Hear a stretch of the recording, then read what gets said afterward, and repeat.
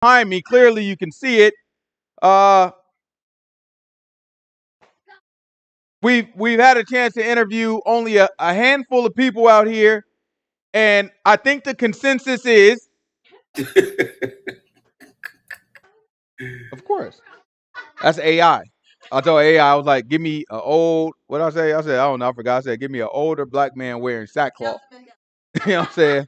That thing spit it out. I was like, you know what? Not bad. You know what I'm saying? Not bad. You know what I'm saying? Maybe this AI thing ain't, you know what I'm saying, as bad as I thought it was. You know what I'm saying? Bro, let me tell you, I've been writing my business plan. The chat GPT is cheating, bro. Cheating.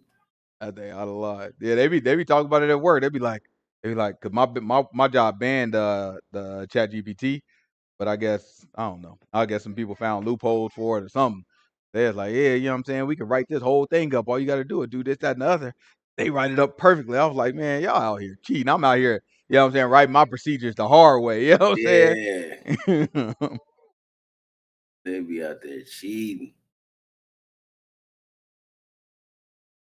I go though. That's how it go though. Can I have some unleavened bread, baby girl? I don't even feel right. Can I have some of that unleavened bread?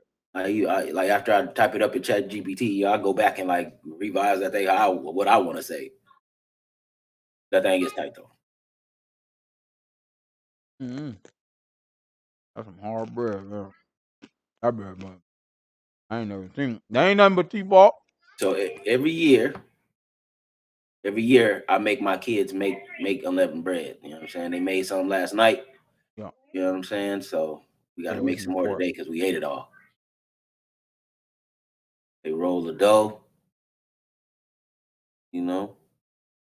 Yeah, we just got done making it too. Just to love how we sound. You know what I mean? Oh, we got love in the house. I'm tripping. I ain't even on my stream. Passover peace. Peace, family. How y'all feeling?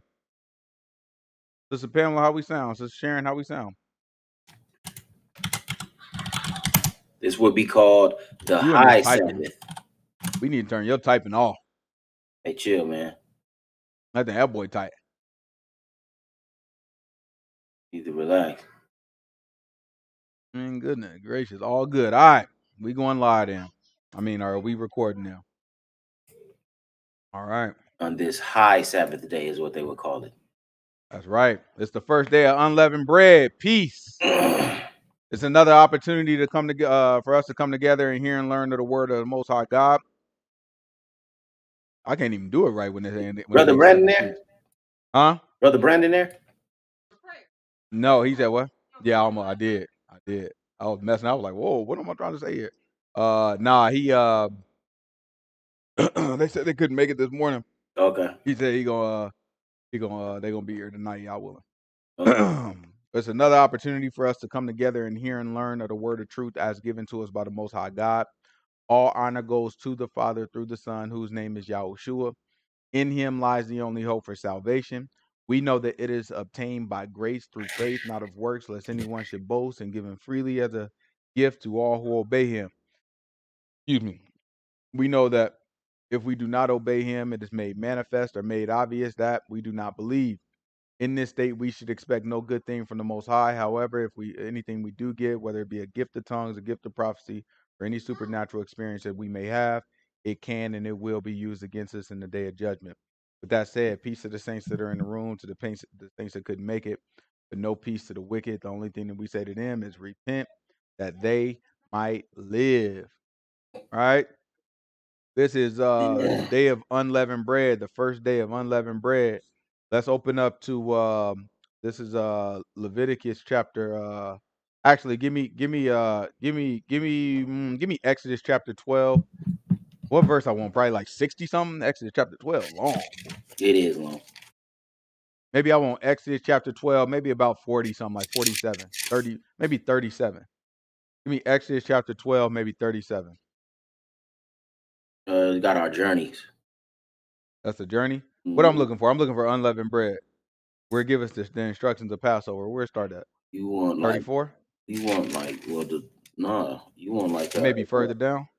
no, you want like verse No, 20. not the beginning, not the first instruction. When he recapped the instruction, Oh, so the first okay, instruction is talking about the very first time, but after that, he tell us what we need to do year after year. 43. I should say it's 34. What do you think? I said 43. 43. Yeah.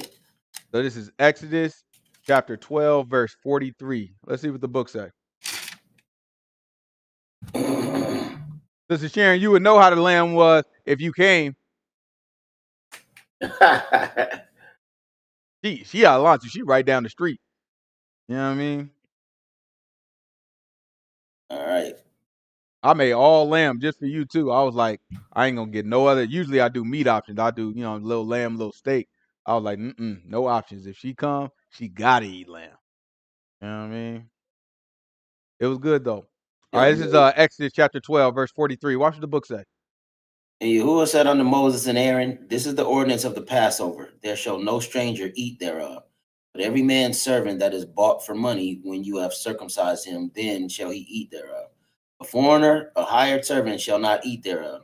In one house shall it be eaten. Thou shalt not carry forth aught of the flesh abroad out of the house. Neither shall you break a bone thereof.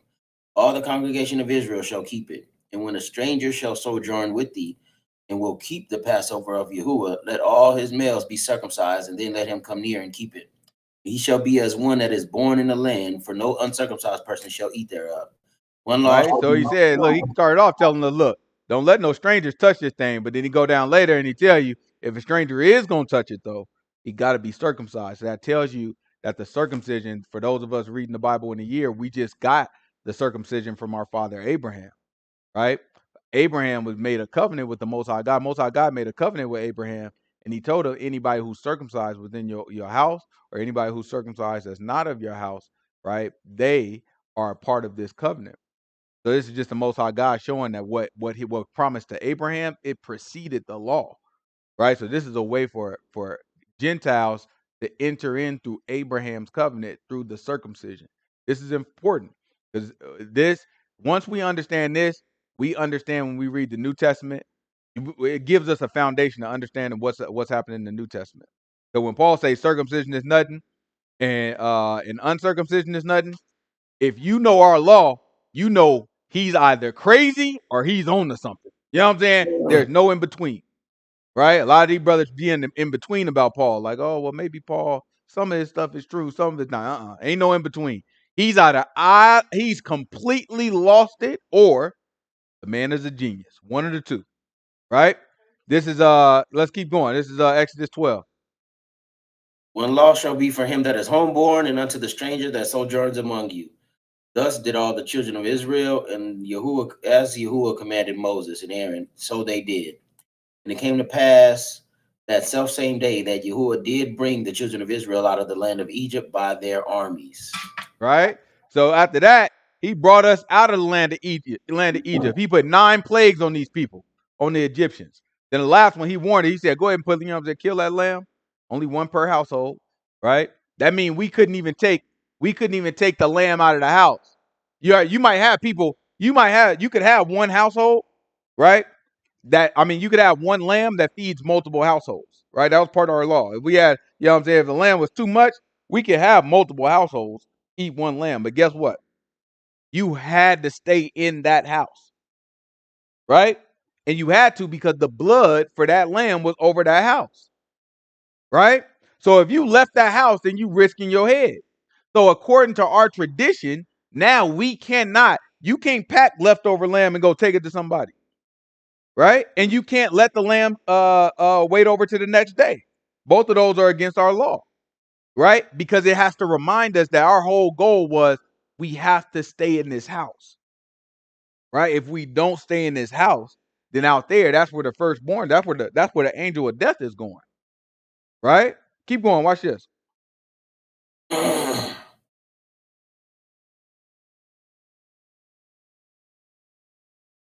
And Yahuwah spake unto Moses, saying, Sanctify unto me all the firstborn, whosoever opened the womb among the children of Israel, both man and of beast, it is mine.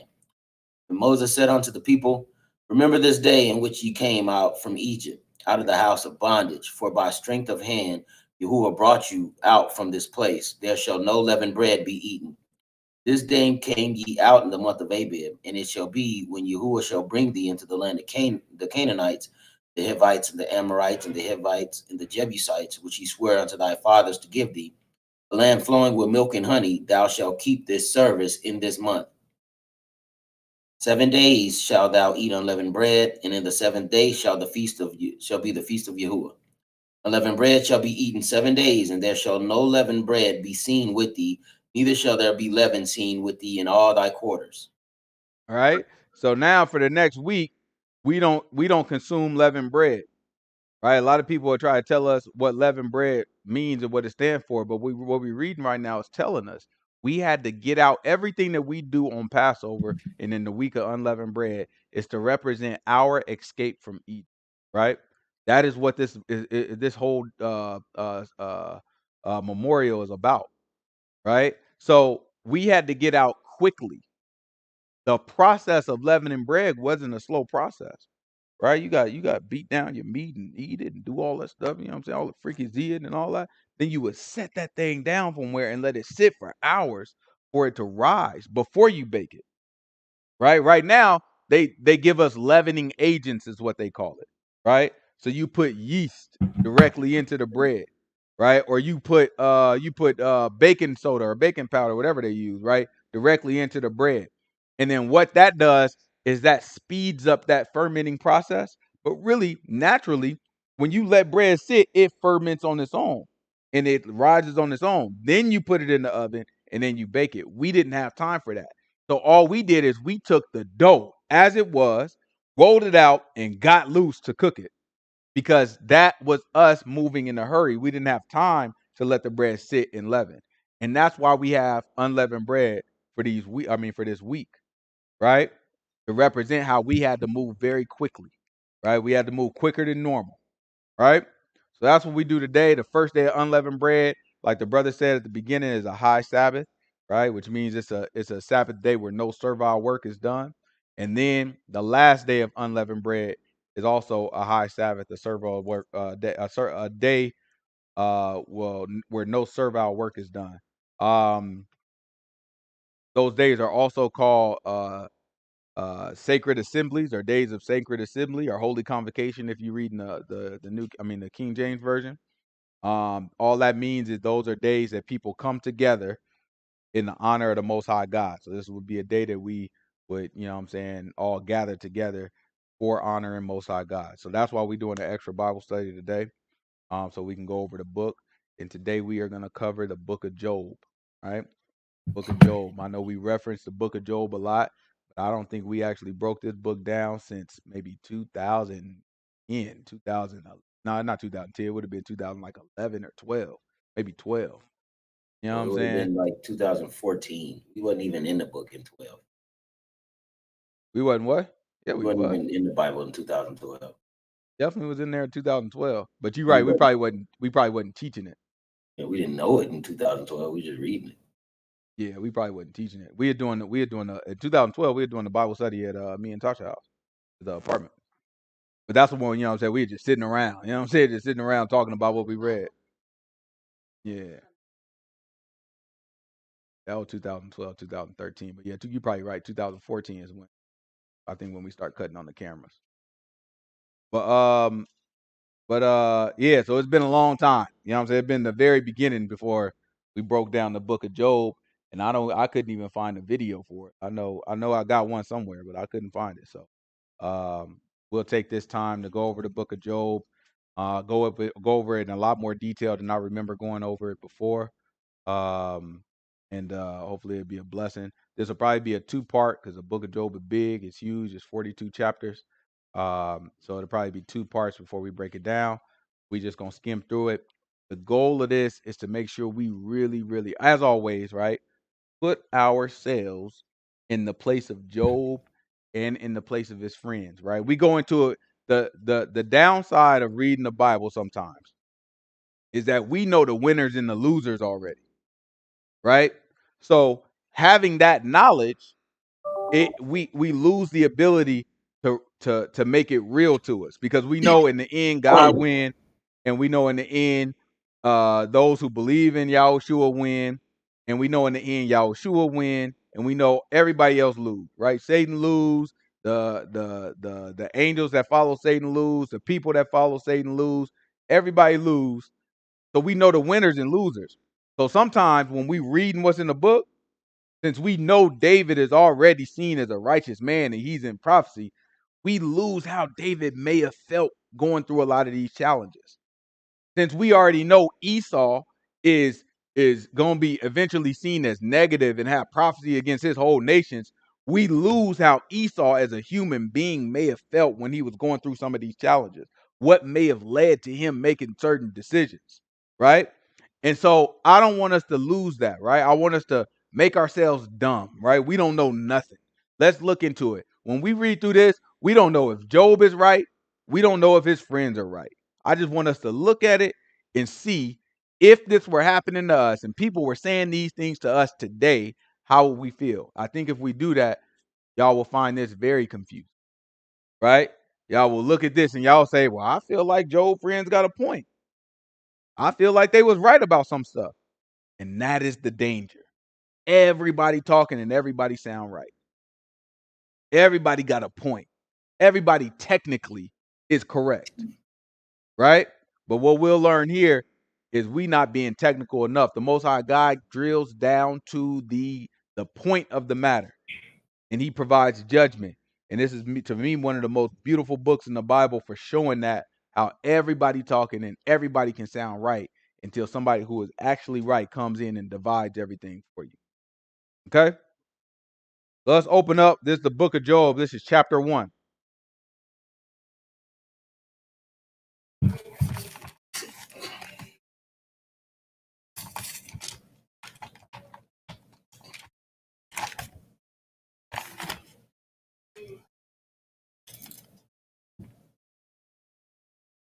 Verse 1, chapter 1. Book of Job, verse 1, chapter 1.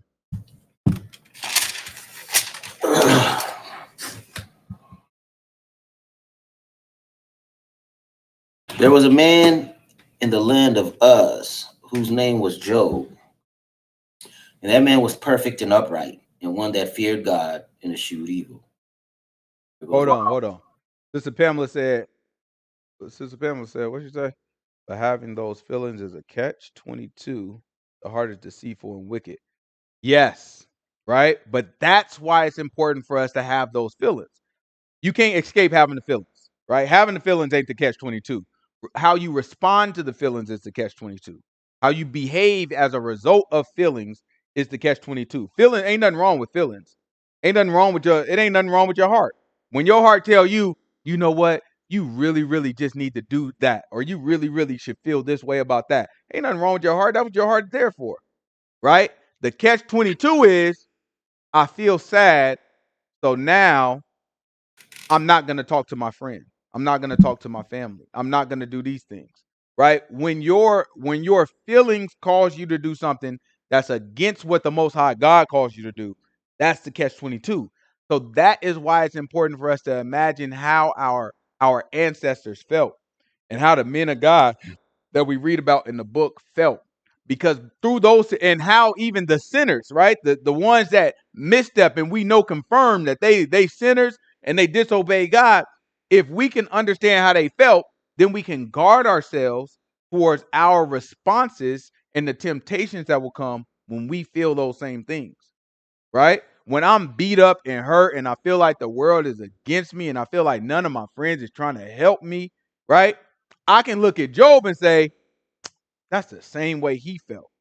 Now I have a reference point of how to navigate those feelings through the book, right? When I feel like, yo, my friend messed up and I tried to give him some time, I tried to chat with him about it and give him some time to talk about it, but at some point he got to pick himself up. We got to figure this thing out. He think he good, but he really not good. I can have, now I'm like, ooh, I got the same feeling as Joe's friends. I might navigate that a little differently now that I know I kind of feel the way Joe's friends felt. Let me make sure I don't make the same mistakes they did. Right?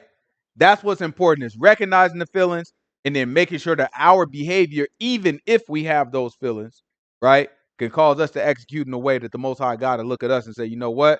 Well done. Right? Well done. That's our goal. We got to prepare ourselves for this stuff. Right? And these men that we read about, these women that we read about, they are examples to us. That's the reason that the book has them in there, is because they're examples. The Most High God said, I need to show y'all, I need to document and show y'all all this stuff. Right? This is Job chapter 1, verse 1. There was a man in the land of Uz whose name was Job. That man was perfect and upright, one that feared God and eschewed evil. And there were born unto him 7 sons and 3 daughters.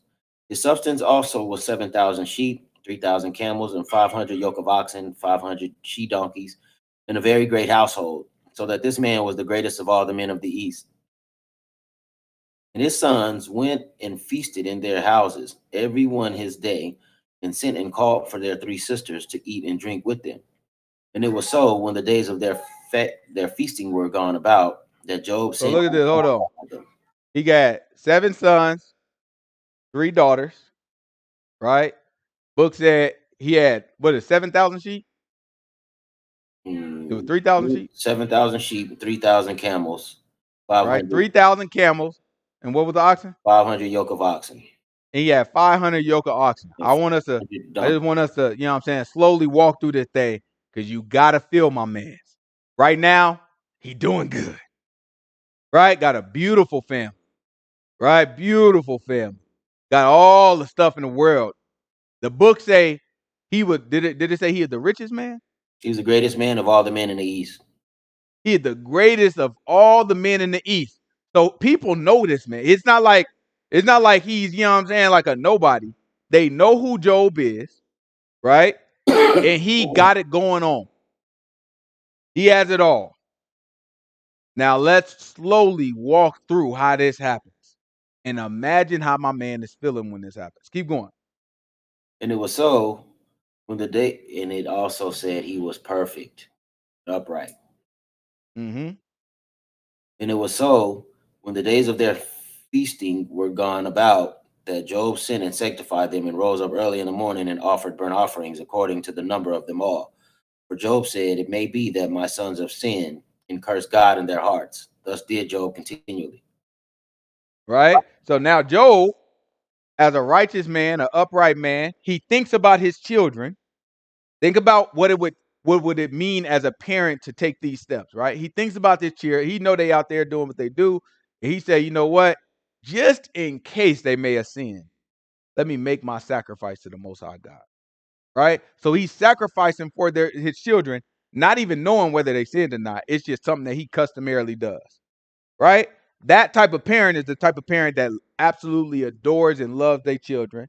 They have a certain level of paranoia about their children. Like, man, look, I don't want nothing to happen. Let me just make sure that I do their part, because I know not my children may not be doing things exactly as I would do. Right? So let me still try to cover them as much as I can. Right? That's the parent that we talking about. Right? Keep going. Watch this. Now there was a day when the sons of God came to present themselves before Yahuwah, and Satan came also among them. And Yahuwah said unto Satan, whence comest thou? Right? So he says, Most High God says to who? Satan. So let's look at that, right? Sons of God came up. That's what people customarily call angels and all that. But technically, right, angels have a message from the Most High God. When we say angels, it's talking about a messenger of God, right?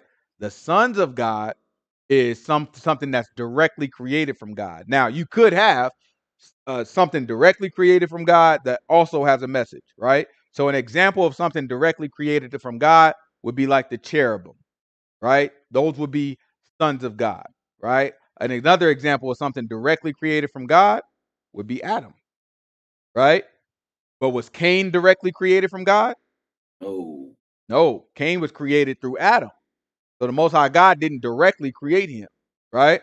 All of us created by way of Adam, right? So the Most High God didn't directly create us. But Yahushua was directly created by God. So that's why he's called the Son of God, right? Adam didn't Yahushua didn't have have a father. The Most High God, through the Holy Spirit, impregnated Mary, right? So she So, became pregnant, and then what was that? in the book of Matthew, first chapter, the beginning of the book, it breaks down the genealogy and it calls Yahushua the son of God and Adam the son of God. Love, I know I gave you that to read. I don't know if you read it. Just type in the chat. Let me know if you did, because I know you on genealogies. But yeah, my bad. Go ahead, brother. And so those are sons of God. When we look at sons of God, it's what we think of as angels, right? When we think of like just a heavenly being, something that comes from heaven, comes from where God dwells at. That's what it's talking about when it says sons of God. And then amongst those sons of God, we don't know if these sons of God are the sons of God that are here to tempt men, right? It could be that all of these sons of God that show up are the ones, the spirits that are out here tempting us into sin, right? And we don't know if these sons of God are the sons of God that share messages, right? It could be a mixture of both. We don't know. We don't have that context. All we know is sons of God were together, and one of them was Satan, right? And then when Satan showed up, did Satan go to God like, yo, yo, yo, God, let me tell you something? Or did the Most High God point Satan out? Right? Most High God came to Satan first. He says, hey, where are you coming from? Right? It didn't tell us nothing that he said to the rest of the sons of God. He looked at Satan and he said, where are you coming from? He said, from whence comest thou? Right? Where are you coming from? Watch what he said. And the Lord said unto Satan, whence comest thou? And Satan answered the Lord and said, from going to and fro in the earth, and from walking up and down in it. Right? To and fro means back and forth. So he said, I come from going back and forth on the earth and walking up, back, and I'm walking all over the earth, is what he's telling you. All over the land. Remember, we talked about earth is land. He said, I'm walking all over the land. Right? Watch this. Yahuwah said to Satan, hast thou considered my servant Job, that there is none like him in the earth, a perfect and an upright man, one that fears Job is God. somewhere minding his business. Right? I just want y'all to conceptualize it. He is minding his business. Not Satan. Satan didn't say, yo, yo, yo, where's Job? Let me touch him. That's not how this conversation started. The Most High God said, hey, Satan, where you coming from? Satan told him. Then the Most High God said, oh, well, have you thought about Job? That's important to understand how this works. When we have stuff that affect us in our life and we feel like it's not fair, we can't sit there and just blame it on Satan as if Satan is the sole person that did this. Everything come from the Most High God, the good and the bad, right? The Most High God pointed out Job. Then he told Satan, have you considered him? What's Satan's job? What do we know Satan's job to be? Accuser of the brethren. He's supposed to be the accuser of the brethren, right? He works for God for that purpose. His purpose is to accuse us. Think of a prosecutor, right? You have a judge, that's God. You had a prosecutor, that is on the same team generally as the judge, right? So what happens is the prosecutor says, I believe they are out here doing crimes. If you sign this warrant for me, I will go kick in their door and get you the evidence to show that they are doing crimes, and then you can punish them for it. That is how that works. That's exactly what Satan is doing. So God is asking them, when you out there finding people to accuse to me so I can sign the warrant for you can go get the evidence, have you considered Job as somebody that you can accuse? And then watch what he say after he asked them that. Now he tempting, now he telling Satan, and he making Satan lick his chops. Watch what he say. He challenging Satan. And Satan answered Yahuwah and said, does Job fear God for nothing, for naught? Hast not thou made a hedge about him and about his house and about all that he has on every side? Thou hast blessed the work of his hands, and the substance is increased, and his substance is increased in the land. Put forth your hand now and touch all that he has, and he will curse you to your face. Right? So he looking at him and he's saying, whoa, whoa, whoa. You calling Job uprighteous and perfect in the land. But is he like that for no reason? Most High God, you protect him. So what does that tell you about Satan already? He already peeped that. I've already considered Job, right? Most High God, have you considered Job? So that's a challenge, right? Most High God know he already considered Job. And he know he ain't been successful with Job. He know that Satan been trying to get Job this whole time, and he can't get to him. And so Satan is ready. Okay, for sure. I see what you're saying. I can't get him though, but is it for no reason? No, it's because you put a hedge around him. You protecting him. If you didn't protect him, I bet you he'd curse you to his face right now.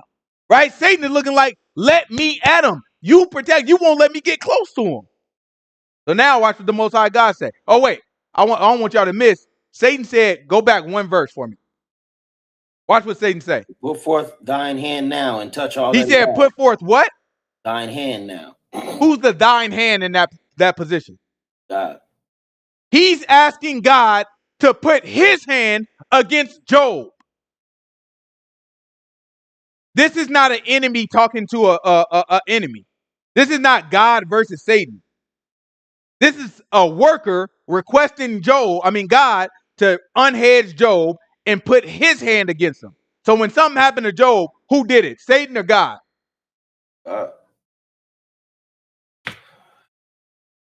We spend too much time trying to talk to Satan. Whole time we should be talking to the boss. Watch this. Keep going.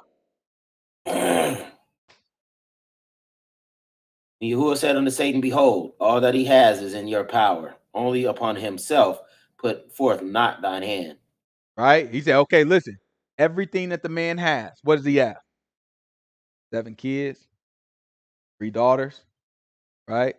He got a bunch of sheep, 7,000 sheep, was it? 3,000 camels. How many ox?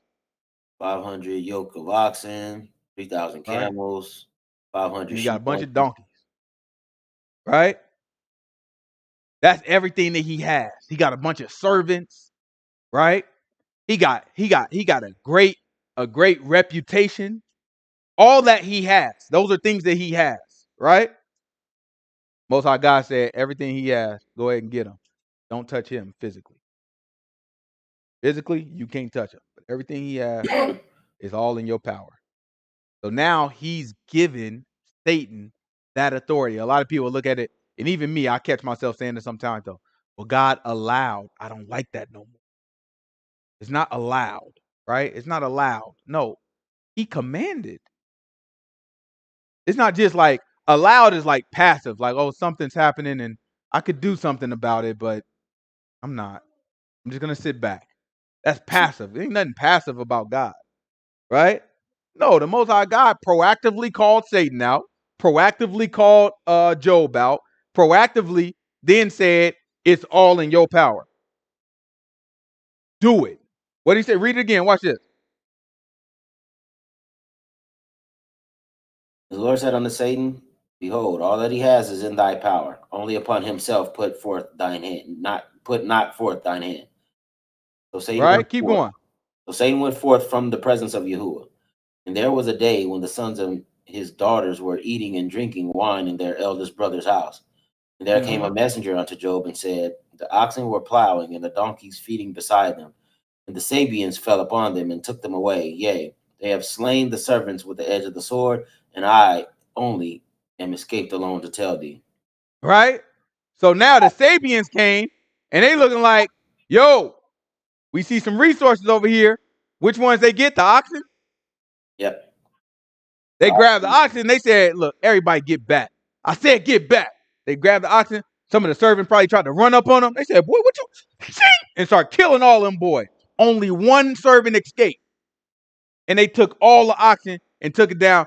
Sabians is going to be, y'all remember the Queen of Sheba when we were reading about Solomon, right? And the Queen of Sheba came in. That's her people, right? So this is well before. This is way, way, way before Solomon and all that. It's way early. It's before Abraham. It's before all that, right? So the Sabians came up. This will be in probably somewhere in Saudi Arabia. They came up and they came to probably somewhere northern Saudi Arabia. Sabians is like southern Saudi Arabia. So they came up and they saw some good stuff and they said, oh no, we taking it because he's a great man, right? He's a great man. When you got a great man and you feel like you got a chance to take some of his stuff, guess what? A robber is going to do it, right? I was just talking to my son today. He is like, you know what I'm saying? He's like, so people will watch you go home. You know what I'm saying? And just take your stuff. I said, well, yeah, that's what they do. You know what I'm saying? He was like, well, what if you trick them and go to another house? I was like, well, they probably gonna try to take somebody else's stuff. They ain't gonna take your stuff, right? But that's how it works. These people will sit on you, right? A lot of celebrities, they go to LA, you know what I'm saying? And it's some of these dudes, that's their main job. There's all types of crime that be happening in LA. Just everybody stealing from stores. It got so bad. Look, it got so bad. I read an article saying that they one of the, I think it was the mayor or governor, it was probably the mayor. He said, look, just leave your keys by your front door because they're not breaking into your house to kill you or to get anything from you. They just want to steal your car. So leave your keys on the front door. So you telling them, make it easier for the criminal because y'all can't do nothing about it. Right? Just like, oh, yep, let me write a sign, keys right here. Matter of fact, let me just leave my keys in the car for you. That way I don't have to worry about you killing me. That's how sick it is, right? That's how sick these people are, right? But you look at it, it's so much crime. These people study it. So they look for the celebrities to land. And when they land, they find out what route they going to take. And then they pop up and they like, hey, what's going on? No, give it all up. Right? That's how the one rapper, he got killed maybe 2 years ago in Roscoe Chicken and Waffles. Right? They ran up on him, bow, killed him. Took his chain, took all his stuff. I forgot his name. You know what I'm saying? He wasn't no super big rapper. It was one of them rappers though. Huh? No, not Nipsey. They ain't robbed Nipsey. Uh, yeah, it was something like that. I think it did start with a P. P Money or something like that. What was it? P&B Rock? Something like that. But yeah, so you know what I'm saying? You see these people, that's what they do. That's what criminals do. So that's what the Sabians did. Sabians from LA. You know what I'm saying? The Sabians looking like, okay, no, I think we got one. We can get them. Right? They went out there, they got all this oxen. The people tried to run up, and just like the dudes out in LA, if you try to run up, I'm going to kill you. Bow, killed them. Right? So they killed all the servants. One got away, ran to Job, and he started telling Job, he's like, listen, the Sabians. They just ran up. He could tell they were Sabian. He could look at them because Sabian probably wore a hair scarf, just like the Bloods wore the red rag. Sabian probably wore something like that. They're looking at them. It was the Sabian. I'm telling you, they got everybody. They took all the oxen. I was the only one to escape. Now, while he's still talking, watch what happens.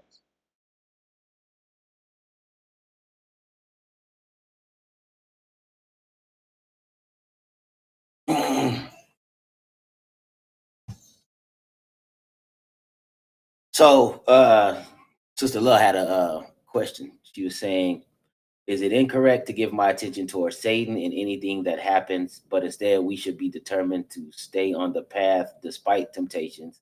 Anger shouldn't be geared towards Satan. That is exactly right. All right. So when you have a grievance, if you got any issues with anything, like let's say you're at a restaurant, or let's say you're dealing with AT&T or whatever, or whatever the case may be, right? You be like, let me speak to your manager, right? I'm not going to spend time wasting my time with an employee or entry level employee or whatever like that. So you definitely will want to appeal to God. Like you'll never see anybody in the book, any righteous man ever, like, contending with Satan. They always appeal to God. And they would even say, God has brought this evil upon me. They wouldn't say Satan brought this evil upon me, right? And God said, I forget where it is, but God was like, he said, I kill and I make alive, right? You know what I'm saying? Like the good and the bad comes from me. I'm paraphrasing, but I forgot what that was. What was that, Philip? Amos? Kill and make alive. I'm thinking Isaiah. Isaiah? Okay. Yeah, but God was basically saying, like, all of this comes from me, right? I kill and I make alive. So the evil, I bring evil on the city and the good on the city. So definitely don't want to. Oh, well, no, that's Amos. Yeah, you think about it. Well, Amos says, you know what I'm saying, if it be evil in the city, you know what I'm saying, happy that Right, God done it. right. But the kill and the make alive one, I know that's Isaiah, but like basically saying the same thing, like, I'm the man out here and whatever happens is all on me.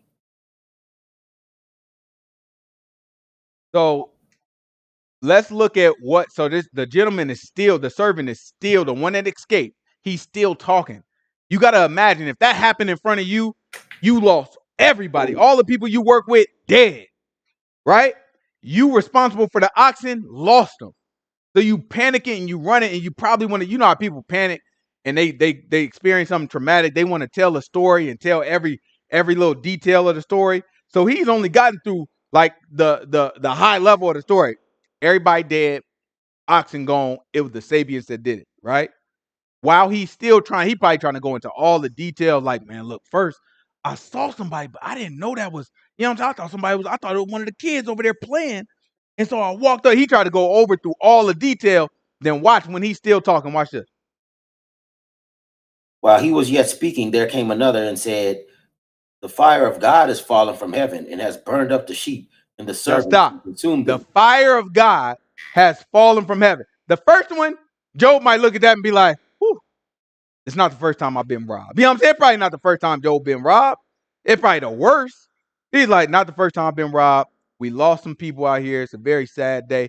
Whew, we just, we got to do a better job to protect. He probably looking at that like, dang it. You know what I'm saying? But I can work through this. This time he said, the fire of Yah came out of the sky. You got to look at that like, oh, okay, what am I supposed to do about that? Watch it. Keep going. And burned up the sheep and the servants and consumed them, and I only am escaped to tell thee. Right? So now you got another one. The sheep is gone, all 7,000 of them. Right? And then you got all the servants, they died along with it. And only one servant escaped. He runs up while the other servant is trying to get into the details of the story. And he's like, oh, wait, hold on. Fire God just came out, burnt up all the sheep and all the servants. I'm the only one that got loose. What you got? No. That's actual fire that came from the sky. So it might, who knows what it actually is, like how we would, a lot of stuff, when we see it today, we would describe it differently from what we see in the book, right? So when it say fire of God came out of the sky, we don't know how we would describe that today. We don't know if this is something that we've ever seen. Likely though, a meteor, right? We might look at it and be like, oh, this is a meteor that came out of the sky and hit something and burnt something up. But then it also could just be literally fire coming out of the sky and burning some stuff up. And, it's just something that we've never seen before, right?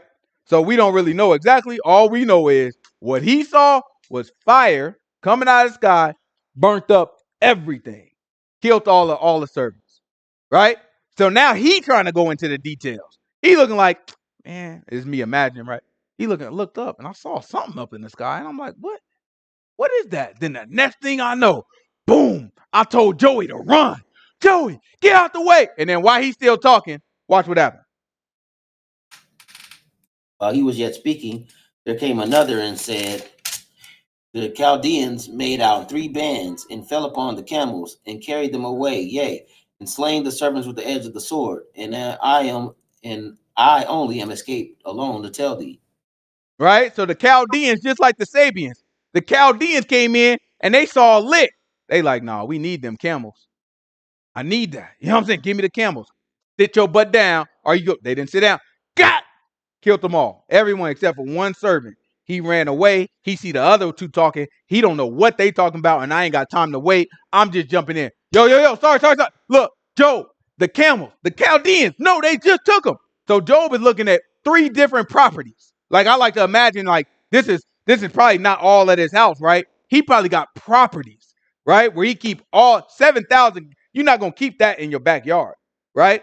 So you probably gotta go around. I got some property over there. So these servants is running from different places, different properties, running up to him like, yo, X, Y, and Z happened. And he looking like, are you telling me 3 different of my properties at the same time, some crazy once in a lifetime thing happened to him? And he has to take all this in real time.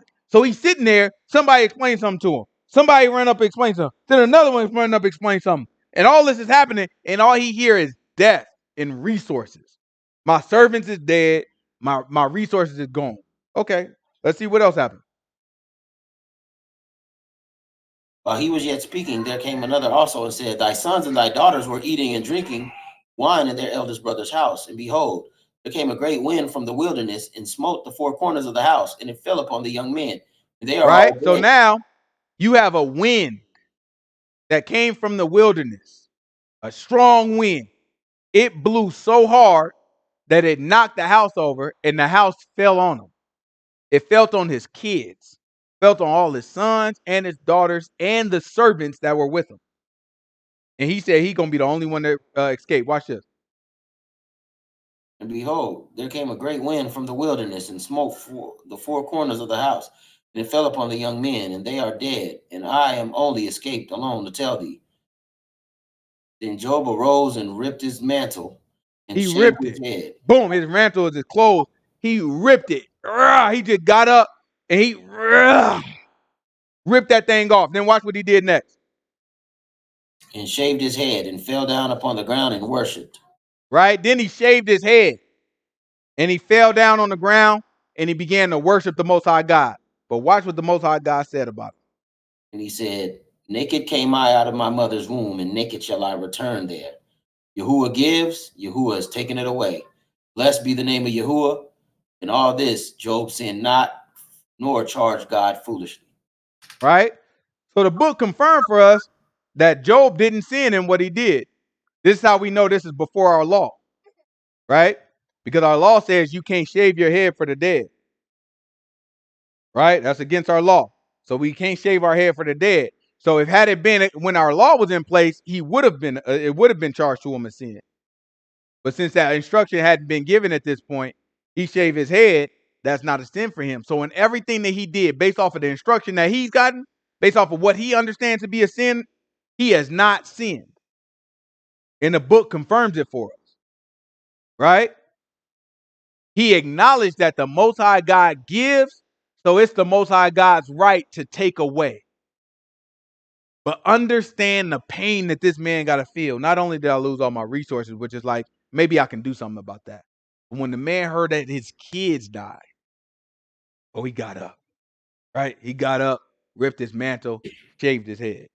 That was the deal breaker for him, right? Go to the next chapter. Watch this. Again, there was a day when the sons of God came to present themselves before Yahuwah, and Satan came also among them to present himself before Yahuwah. Yahuwah said unto Satan, from whence comest thou? Satan answered the Lord and said, from going to and fro in the earth, and from walking up and down in it. And Yahuwah said unto Satan, as I considered my servant Job, that there is none like him in the earth, a perfect and upright man, one that fears God and escheweth evil. Right? So now the Most High God is messing with Satan again. He know that he gave permission for Satan to take everything from him, and that Satan thought that by doing that, he would curse him to his face. Right? So still, Job has not sinned. So the Most High God is looking at Satan like, oh, you going to and fro again. Have you considered Job? He know that's going to be a sore spot for Satan. Satan probably looking like, all right, for sure. Now watch what Satan said. And still he holds fast his integrity, although you moved me against him to destroy him You without moved cause. who against him? Moved me against him to destroy him without Satan, cause. Satan moved God against him. It wasn't Satan. You understand? That's how when the boss makes a call, right? When President Obama or who the president, when President Biden says, we are going to war, right? And where we at war at right now? I don't know. I think we still in Syria. You know what I'm saying? But when he say we gonna go to war, and when the balloon, you remember that balloon that was floating? You know what I'm saying? It was a floating across the country, and they said it was a China balloon that was spying on us. It was a big old balloon, and it was all over the news. And they're like, it's just a balloon flying across. Biden made the call. He said, shoot it down. Right? Shoot it down after it got off of the United States. Shoot it down so it didn't land on top of nothing. They didn't know what was in it. So he made the call to shoot it down. Right? If you search an article right now, almost every article about that story is going to say that Biden shot it down. Did Biden jump inside of the F-16, F-17, and did he actually, you know what I'm saying, squeeze a little trigger on it and start shooting the guns from his plane? No. Right? But he made the command that caused that the F-17, F-16, whatever it was, jet fighter to shoot it down. And so when we talk about it, we say Biden shot it down because he made the call. He was the one in authority. Well, that's how Yah was or is, right? Yah is in authority, so he gives the command. He makes the call. So when he come back, he said, you moved me against Job. Talking to Satan. He telling Satan, you made God move against Job. So without this understanding is what causes a lot of people to not believe in God, right? Especially some of our brothers that were like, you know what I'm saying, if God is real and if God don't want, you know, if God love everybody and all this stuff, then how come he let this happen to our people, right? How could he let us go through a slavery like that or be treated like that and all this other stuff? And they were like, you know what I'm saying, ain't no God, because no God would allow somebody to be treated like that. You know what I'm saying? No God would allow a whole entire people to be treated like that, or babies dying and all of this other stuff. You know what I'm saying? And all of these tragedies that people feel like is the worst thing. Like without this understanding, honestly, to know that no, God like orchestrates it all because they think like it's Satan against God. You know what I'm saying? Or whatever the case. So this is what caused them to like not believe really because they don't understand this like this little um, foundational aspect of like how things work. Yeah, because now once you understand this, now you got to deal with your thoughts. It might make it worse for some people. Because now it goes from how did God let my newborn baby die to wait a minute, you telling me God killed my newborn baby? You know what I'm saying? Now it's different. Why in the world would I thought he was just standing by and let it happen? You mean to tell me he gave a command for it to happen? Now it's a whole different story. So now you got to deal with your thoughts, but it's good. That's what you want to deal with. Everybody got to make a choice. And I believe that if you're going to make a choice to serve God, you ought to know who you serve. Right? I don't want to make it seem like, oh, his hands are tied. I mean, he wanted to save your baby, but his hand, that ain't true. That's super weak too. That's not true. Right? Right? That's like the brother said, that's why people don't believe, because it's like, okay, one hand you telling me he all powerful, the other hand you telling me that he allowed it. Why I don't understand. Well, couldn't he do it? His hand was tied, he was asleep. Well, what was going on, right? And that's when they start mocking our God. No, he's in full control. Right? He make every call. Every call. If it happened, it's because he wanted it that way. Right? And at the same time, it's because of free will. Because we wanted something a certain way. Right? All of it worked together at the same time. Right? But that's what we got to deal with. That's when we got to start asking the tough questions. Why would God do this? Not why would God allow this? Why would God do this to me? Is salvation in that question? We about to read a man who asked that question this whole book. There is salvation in that question. Why in the world would God do this to me? Right? Why would he do that to my family? Now, why would he allow it? Why did he do it? He chose to do this. Why? I need to know why. Right? And if you're fortunate enough, you'll get that answer. Right? If you're faithful enough, you'll get that answer. You ain't going to get no answer, you disobedient. Most I God let you sit on that thing. They ain't going to do it to you directly. You know what I'm saying? But if you faithful while asking that question, you might get an answer. Right? This is they keep going.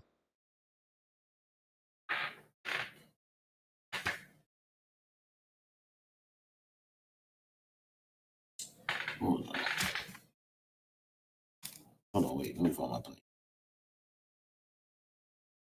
Okay. And the Lord said unto Satan, hast thou considered my servant Job, that there is none like him in the earth, a perfect and upright man, one that fears God and eschews evil, and still he holdeth fast his integrity, although you moved me against him to destroy him without cause.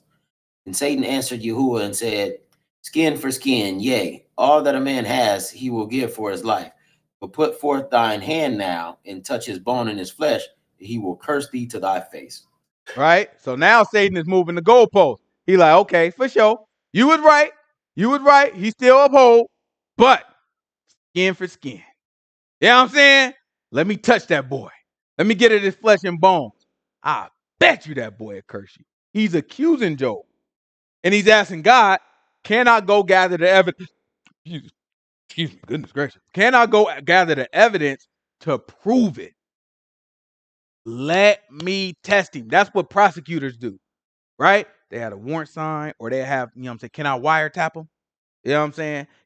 Do you mind if I get one of my CIs, right? One of my informants. Do you mind if I take my informant, send them undercover into his drug operation, make it look like we buying drugs from him? If that stuff gets signed off by the judge, then guess what? The prosecutor gonna be like, set up a team. You know what I'm saying? I need 2 detectives. Go over there, look at them. That's their job. Their job is to find the evidence, right? So think of Satan as not the police department, because the police department is supposed to, you know what I'm saying, uphold justice, right? What Satan's job is to show where justice was not upheld, right? And he has the authority by God in certain situations to create conditions that test us. So that's what the Most High God is calling them out for again. Let's see.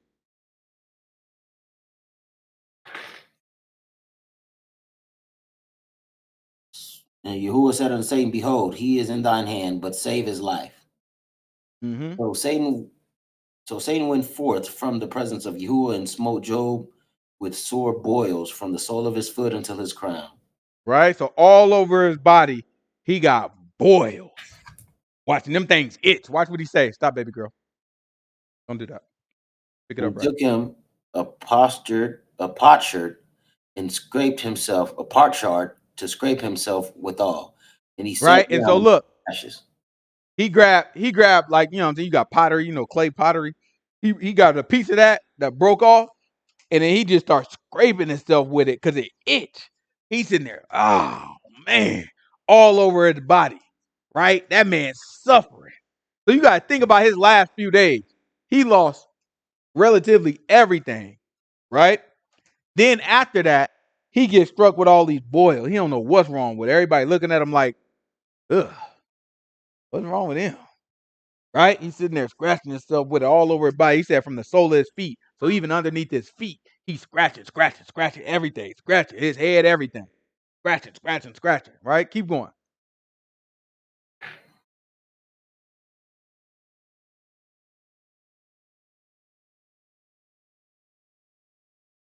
Then said his wife unto him, Dost thou still remain thine integrity? Curse God and die. But he said unto her, Thou speakest as one of the foolish women speaketh. What? Shall we receive good at the hand of God? And shall we not receive evil? And all this did not Job sin with his lips. Right? So Job still upheld his righteousness. Still, right? His wife was looking at, why do you think his wife said that? Why don't you curse God and just die? Why would his wife say something like that? In your misery. She wanted him to be put out of his misery. She know he ain't gonna kill himself, right? So she's sitting there, look, why don't you? I believe God will finish the job. Clearly, God is attacking you. She know this. She's looking at clearly God is attacking us, right? Remember, she lost her babies too. This is all her resource too, so she's at loss too. So she's suffering also, right? The book is not giving us detail of how she's dealing with it, but we can see a little glimpse. Stop, baby girl. Right? We can see a little glimpse right here just by how she's reacting. She's looking like, look, why don't she probably looking at Job like he's the culprit too? If you die, everything go back to normal. Why don't you just curse God and die? You suffering. We lost our baby. Look, you don't deserve to go. Just curse him and die. That's the best. That's the fastest way to get out of here. You know, if you curse God, he gonna kill you. Right? Remember, these ancient people were superstitious, and we look at that as stupid. Right? We look at that. We look at the way that they think is stupid. What I'm telling you is, these people, even the ones that believed in foolishness, they were faithful. They have more faith than people do today. We don't believe nothing today. We ain't tied or committed to any belief. These folks, even if they believe something wrong, they were committed to it. Right? And so they looking at, she in her mind, if you curse God, you die. That he's gonna kill you. Period. Right? And clearly he's already close to killing you right now. Let him just curse him so he can finish the job. Right? Job responded. He said, man, you speaking like one of them foolish women. You don't understand. I sitting here, I don't say I want to kill myself. I don't ask God to kill me when I'm getting all the good from him. So then when I get the bad from him, I can't do that either. Job was balanced, right? He's looking at that don't make sense just because it's going bad for me now. Now I'm a curse God and tell him, look, you got to kill me. He said, no, I'm not gonna handle it that way. But let's keep going and watch how he does handle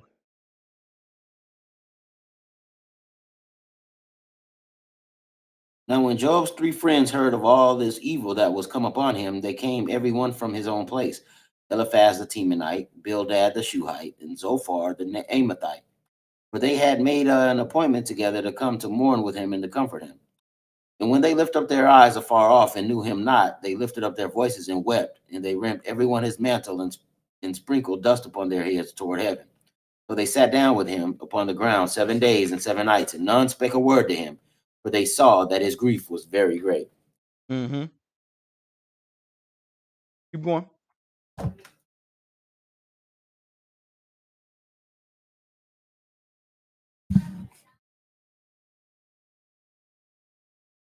After this, opened Job's his mouth and cursed his day.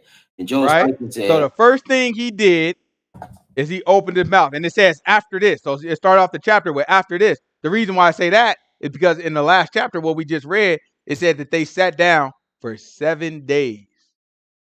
Right. And remember, this probably ain't a pre-planned 7 days. It ain't like Job said, "Yo, let's just all sit in a circle for 7 days, and then I'll start talking." Right. So this is just them coming to console a friend, and they seeing him with all these boils. They mourning his kids. Everybody crying. 'Cause this hurt for everybody. Right? Everybody sitting there like, man, this messed up, man. I them boys is like a kid to me. You know what I'm saying? Like this, everybody messed up over this thing. So you looking at him, and he trying to you trying to console him, but he ain't saying nothing for 7 days, and out of respect, right? You just sit there quiet with him. He don't want to talk. I don't want to talk either. So it's four of them all together. They all just sitting there, nobody talking. 7 days straight, they with him, right? We about to talk about his friends, but I don't want reality to lose us. These are not no deadbeat friends. These are not no friends that just popped up and just like, oh man, I don't really care about this dude. These are friends that for 7 days straight sat with this man in complete silence, trying to comfort him without saying a word because they could see he didn't want to speak. If he don't open his mouth, I'm not about to try to make my man speak. He going through it right now, right?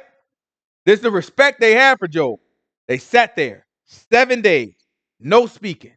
Then after 7 days, Job finally opened up his mouth. They say after this. You read it again.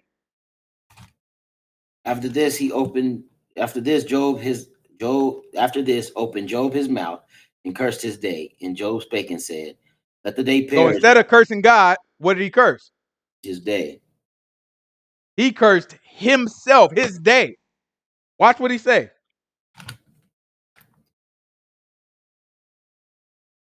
Let the day perish wherein I was born, and the night in which I was said, in which it was said, there is a man child conceived. Let that day be darkness. Let not God regard it from above, neither let the light shine upon it. Let darkness and the shadow of death stain it. Let a cloud dwell upon it, and let the blackness of the day terrify it. As for that night, let darkness seize upon it. Let it not be joined unto the days of the year. Let it not come into the number of the months. Lo, let the night be solitary. Let no joyful voice come therein. Let them curse it that curse the day, who are ready to raise up their mourning. Let the stars of the twilight thereof be dark. Let it look for light, but have none. Neither let it see the dawning of the day, because it shut not up the doors of my mother's womb, nor hid sorrow from mine eyes. Why died I not from the womb? Why did I not give up the ghost when I came out of the belly?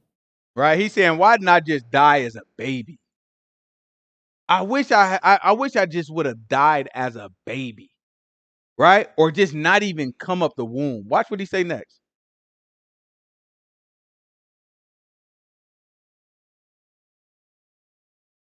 Let the stars of the twilight therefore be dark. Let it look for light, but have none. Neither let it see the dawning of the day, because it shut not up the doors of my mother's womb, nor hid sorrow from mine eyes. Why died I not from the womb? Why did I not give up the ghost when I came out of the belly? Why did the knees prevent me? Or why the breast that I should suck? For now should I have lying still and been quiet. I should have slept. Then had I been at rest, with kings and counselors of the earth, which built desolate places for themselves, or with princes that had gold, who filled their houses with silver, or as a hidden untimely birth, I had not been, as infants which never saw light. There the wicked cease from troubling, and there the weary be at rest. There the prisoners rest together. They hear not the voice of the oppressor. The small and the great are there, and the servant is free from his master. Wherefore is light given to him that is in misery, and life unto the bitter in soul, which long for death, but it cometh not, and dig for it more than for hid treasures. Right? So now, Sister Pamela asked a question I was hoping somebody would ask. Right? She asked a question. So wait a minute. He chastised his wife because she wanted him to die, and he wanted to die in the same way. Right? But that's not why he chastised his wife. He chastised his wife because of the sin. Right? His wife wanted him to curse God. That is a sin. So she wanted him to reach death through sin. Right? He's saying that woman you are speaking as one of the foolish ones. It's not that he don't want to die. Right? He absolutely want to die. He don't want to be going through none of this stuff. He wish it was over. He wish he was never born at this point. Right? But he doesn't want to sin to get there. He's an upright man. Right? So the Most High God is looking at him like, okay, this is going to be a test for him. This is why the Most High God is doing this to teach Job something. Right? To expose something to Job and to all of us. Right? But it's the sin. Sin is always the problem. Right? It's a lot of us who wanted to die. A lot of people in the book that wanted to die. Nothing wrong with wanting to die. Right? Nothing wrong with wanting to die. Right? But the problem is, if you got to sin to get yourself there, that's a problem. Right? That's a problem. Keep going. There the prisoners rest together. They hear not the voice of the oppressor. The small and the great are there, and the servant is free from his master. Wherefore is light given to him that is in misery, and life unto the bitter in soul, which longs for death, but it cometh not, and digs for it more than for hid treasures, which rejoice exceedingly and are glad when they can find the grave. Why is light given to a man whose way is hid, whom God has hedged in? For my sighing comes before I eat, and my roarings are poured out like the waters. For the thing which I greatly feared is come upon me, and that which Look, he I said, was the afraid thing of. which I greatly feared. Remember we talked about in the beginning where he was making sacrifice for his kids? Right? I'm telling y'all, he was the type of parent he was. As he was cautious about his kid, he's looking like, man, something might happen. They might do something. They don't even, you know what? Let me just make a sacrifice for them, so Most High God don't strike they butts, because who knows what they out there doing. So he trying to cover them. He feared that this might happen. He ain't talking about no darn sheep when he talking about the thing that he feared most. His kids is gone. He ain't thinking about no darn oxen at this point. Watch this. Keep going. This is important because y'all gonna see how his friends talk back to him. For my sighing comes before I eat, and my ruins are poured out like waters. For the thing which I greatly feared has come upon me, and that which I was afraid of is come upon me, unto me. I was not in safety, neither had I rest, neither was I quiet, yet trouble came. So Job speaks. This is the first time he opened up his mouth. And you got to understand our culture. Our culture, or not necessarily our culture, but the ancient culture is one of respect. So you can see that these men, they give each other space to speak. They don't interrupt. They're not jumping in. You know what I'm saying? They give each other space to speak. And then they also don't speak for 3 hours. Like me, if you talking to me in this type of situation, you can't give me space to speak because I'm gonna talk. You know what I'm saying? I'm gonna talk. If I got a point to make, boy, I'm gonna be out here talking for the whole 7 days my darn self. You gonna have to jump in and interrupt me. But it's a different level of respect. It's like, okay, let me just say my piece and stop, and then allow the next person to say their piece. So this is how this conversation is going. It's space giving. You see, nobody talked until Job spoke. Job spoke. You let him get his whole thought out. After he speaks, then you got Eliphaz, his friend. Eliphaz is about to go in the next chapter. What chapter 4? Yeah. So this is chapter 4, right? We're gonna look at Eliphaz. Watch the book say. This is verse 1. Then Eliphaz the Temanite answered and said, if we essay to commune with thee, wilt thou be grieved? But who can withhold himself from speaking? Right? So Lord. Eliphaz is looking like, listen, now, if I test the stuff that you saying, another when he says save, he talking about if I test the stuff that you saying, if I try it, right? You said I just heard everything you just said now, and I hear what you're saying. I do. I want you to know I hear you. But I've been sitting here 7 days. We ain't say nothing. And the first thing you say is that foolishness? Curse the day you was born? You making it seem like you a victim to the Most High God. Remember, Job walk around every day. Everybody look at him like he righteous, right? What do you think that does to a person who's watching it? Like, ain't nobody perfect. You kind of looking at him like, I'm pretty sure he got something he hide. Then you see something like this happen to him. Your first thought gonna be like, probably because you hiding something. Most High God. You can hide it from everybody else. You can't hide it from the Most High God. You gonna see that is their tone. Their tone is like, I mean, you always been the man, but I always kind of felt like, you know what I mean? Like everything wasn't perfect with you. You know what I'm saying? But then when you got somebody, even if you got that thought of them, probably everything ain't perfect, but I can't prove it, so I'm gonna shut my mouth. Right? Then this happened to him, and it's like, come on, the jig is up. All you got to do is admit you was wrong about whatever you was wrong about, and it will be over.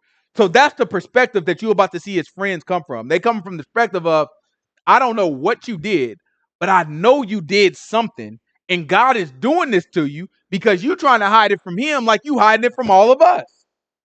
Right? So they think they're being merciful on him, trying to get him to repent from sin. Job is like, I promise y'all, I did not sin. Like, why y'all keep trying to accuse me of sin? So that's the conversation we about to hear going back and forth. And we just gonna pick out little things throughout this. We're gonna try to zip through it. We're gonna pick out little things throughout this so that we can kind of see where that's being said, right? So this is what was it, verse 3? Yeah. Behold, thou hast instructed many, and thou hast strengthened the weak hands. Thy words have upheld men that was failing, and thou hast strengthened the feeble knees. But now it is come upon thee, and thou faintest. It touches thee, and thou art troubled.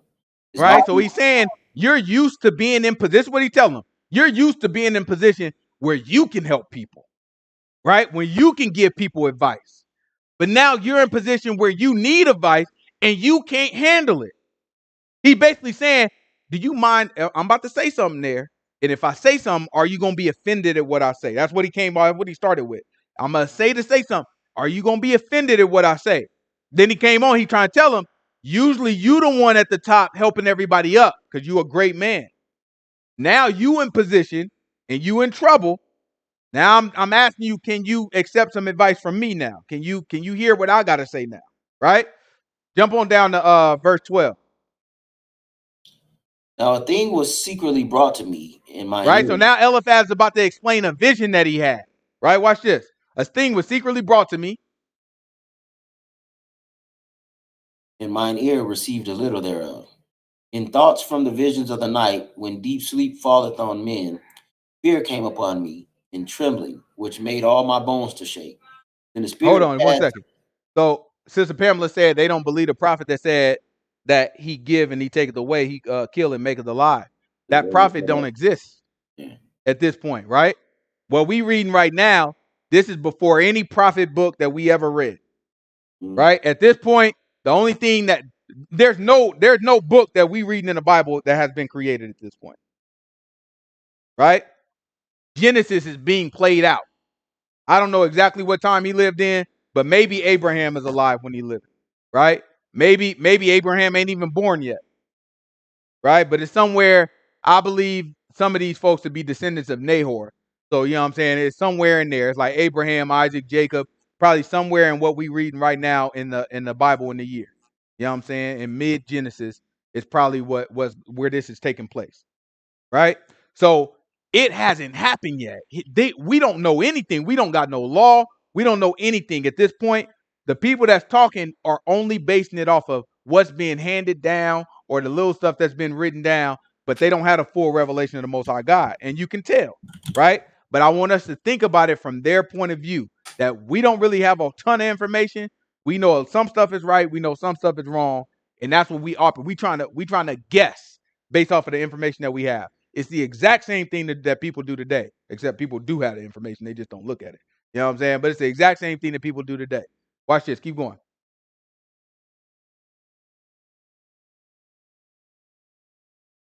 Fear came upon me and trembling, which made all my bones to shake.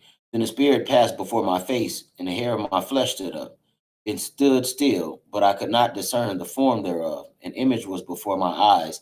There was silence, and I heard a voice saying, "Shall mortal man be more just than God? Shall mortal man Hmm. be more just than God? Shall a man be more pure than his maker?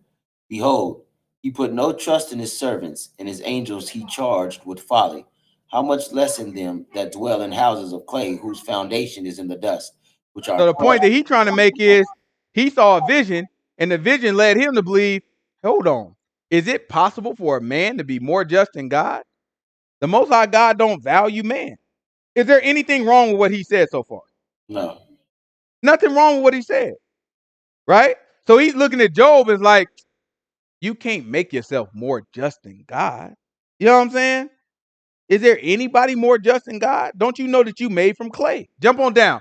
Jump on down. Give me or jump over to chapter 5. Give me verse 1. Yeah, he even said in his angels he charged with folly, right? So that would be like the fallen angels or like the sons of God that like came down. So this Mm. could be around the time, like a little bit after that also, because Enoch also was like the source for knowing who God is. Like he was like the only person, and he taught a lot of people. So it could be around that time too, because the book of Enoch does say how Enoch was on earth like teaching the people like righteousness for a while before God took him up. So it could be time too. But now it had to be after the flood, just because of Okay. the people, right? Yeah, right. You got Telephaz, you got the land of Uz, right? Right. All The those people were Sabians and born after. Sabians. Yeah, you're right.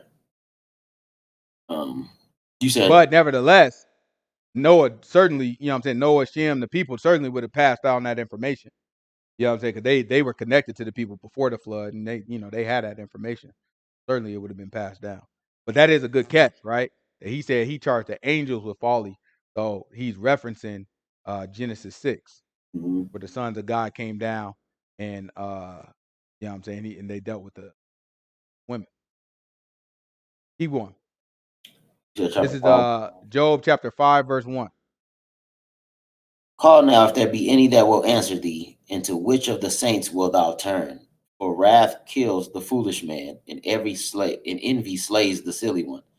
I have seen the foolish taking root, but suddenly I cursed his habitation.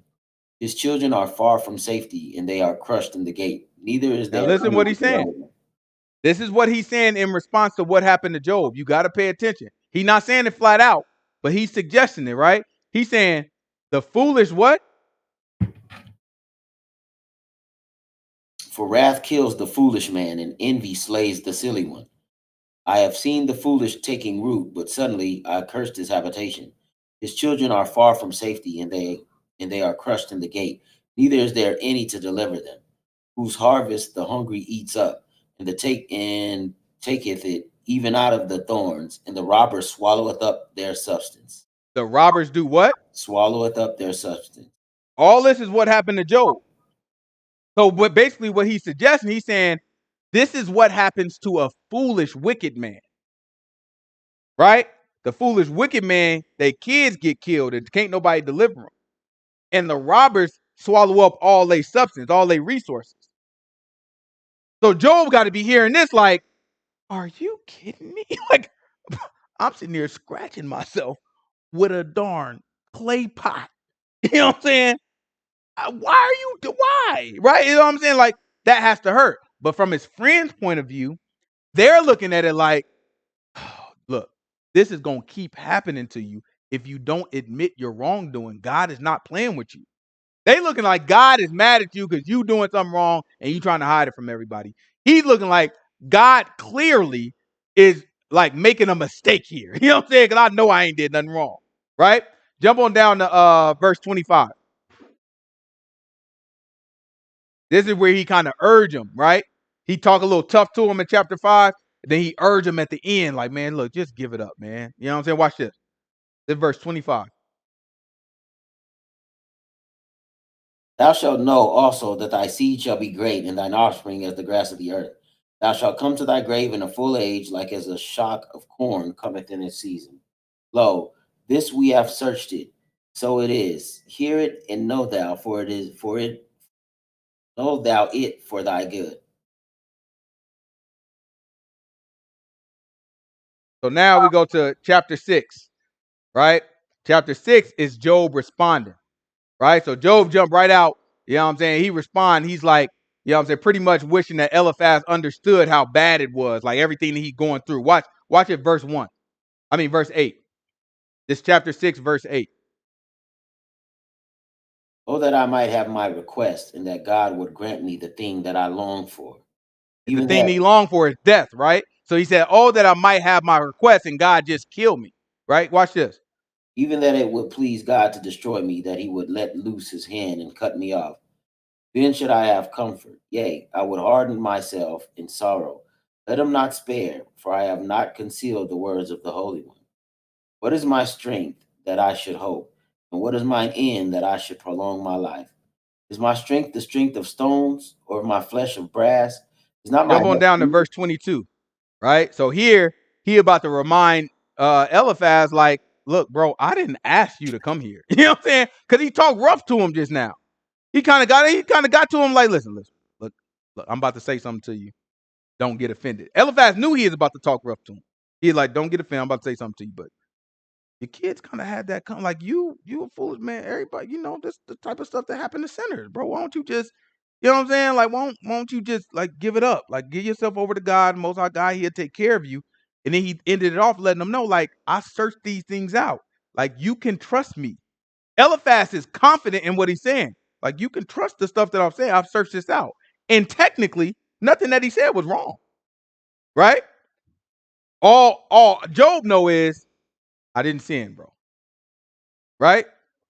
So keep going. This is verse 22. This is Job responding to Eliphaz. did I say bring unto me, or give a reward for me of your substance? Or, Right? He said, did I tell you to bring me something or give me anything or reimburse me for anything I lost? Keep going. Watch this. or deliver me from the enemy's hand, or redeem me from the hand of the mighty? Teach me, and I will hold my tongue, and cause me to understand wherein I have erred. How forcible are right words, but what does your arguing reprove?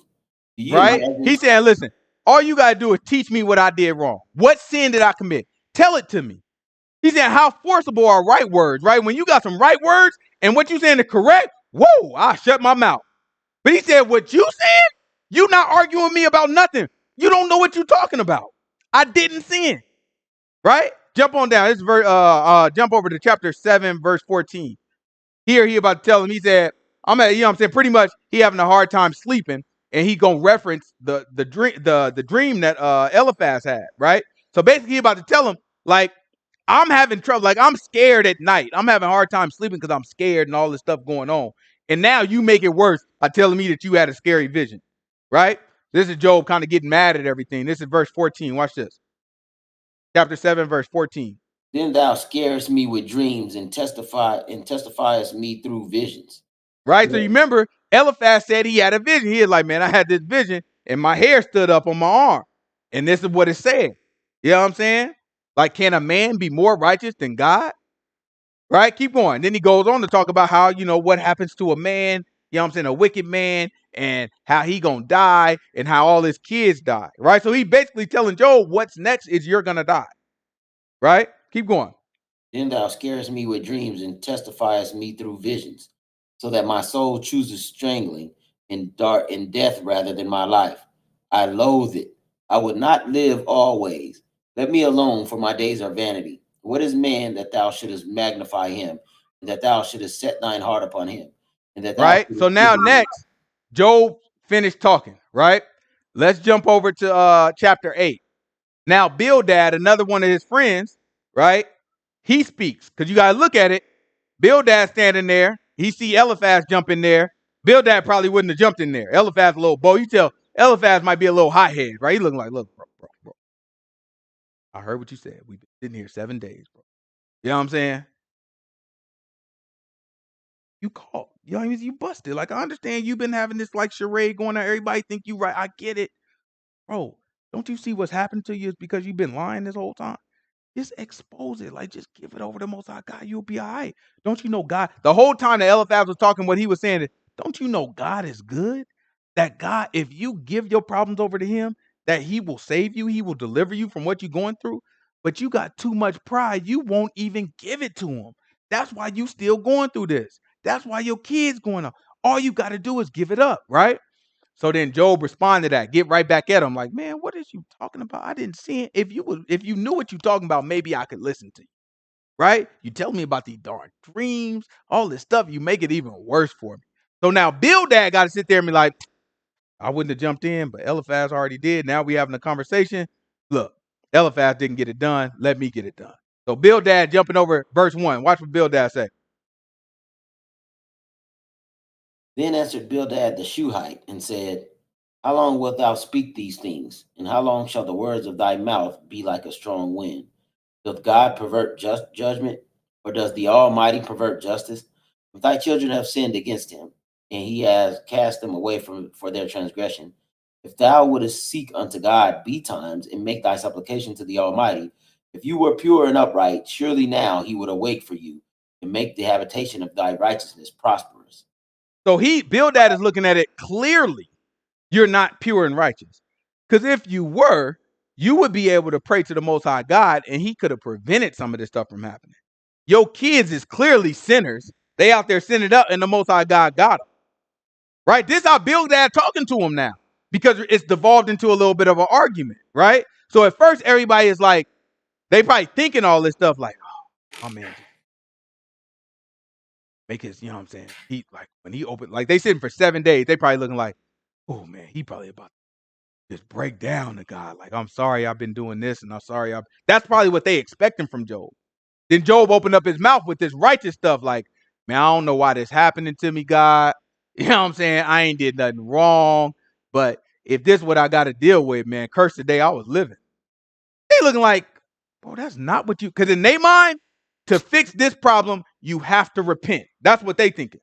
So they looking like, bro, that is not what you need to be saying in this situation. You about to make it worse for yourself, right? So then Eliphaz and Job get into it. They arguing back and forth. So now Bildad come with the same type of rough attitude because it's devolved into like an aggressive argument. But remember, their intentions is if you repent, this goes away. That's what they thinking, right? So Bildad, he tell them, you know what I'm saying, like, man, your kids must have sinned, and you clearly ain't righteous. You know what I'm saying? So then jump down to verse 8.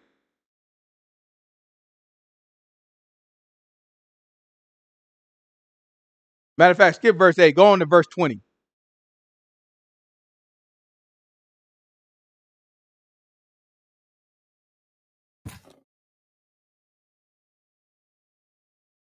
You there?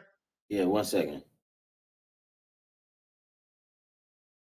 Is it verse Oh, 20? Tia got a question. So Tia said, didn't they just say that his kids are sinners or taking away? Wouldn't it be the same for Job? He he hasn't been taken, died, so maybe he hasn't sinned, taken, not taking. So what they looking at is Job is next. Like the next, they're trying to save Job, is what they trying to do. So they looking at it like that happened, that happened. Clearly, God is trying to, like, you know what I'm saying, give you a chance here. And they probably expecting Job the first words to be like, I'm so sorry, God, right? They probably sitting here waiting for him to say it. But Job doesn't say that. He affirms his own righteousness, right? He looking like, man, I don't know what. I ain't did nothing to deserve it. I don't know why all this stuff happened to me. So when they hear that, in their mind, that has to be wrong. Job cannot be righteous, right? So they looking like, man, you are about to get yourself killed. Then Job is asking for death. But this is their friend. Like, they care about it. It ain't like, no, okay, well, you ask for death. Who cares? Right? It's just like any of us with our friend. They looking like, no, stop talking like that. So this is why Bildad, he jump off, and the first thing he says, man, this is foolish talk. Right? What you saying, the way you talking is crazy. This is foolish talk. Keep going. Watch this. This is verse 20. Then answered Zophar the Naamathite and said, Therefore, Nah, verse 20. oh, you said Chapter 8, verse 20. chapter 8. Oh, man, I'm thinking you talking. I thought you said chapter 20. Oh, you said chapter 20. All right.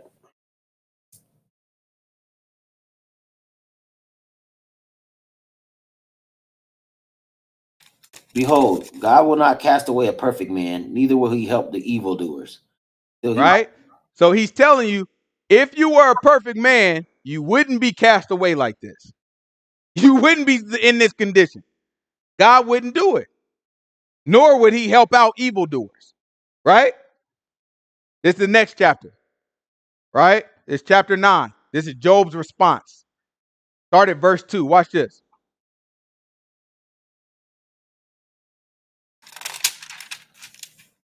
Chapter 9, verse 2. Watch the book say. I know it is so of a truth, but how should man be just with God? If he will contend with him, he cannot answer him one of 1,000. He is wise in heart and mighty in strength. Who has hardened himself against him and has prospered? Which removeth the mountains, and they know not. Which Right? So overturneth he's the asking the winds. question. He's looking like, listen, y'all don't think I know this, because this they point to him. Like, you think you more just than God? So he's letting them know, y'all don't think I know this. I know I'm not more just than God. Right? Nobody can contend with God. So he's trying to let them know, like, I know that. You know what I'm saying? I'm just going through something right now. I don't understand what I'm going through. Like, he's like, I'm suffering. Like, I understand. I get it. Yes, you're right. I'm not more right than God. I'm just telling you I didn't sin, right? Jump on down. This is verse 19. Chapter 9, verse 19. Watch what he said.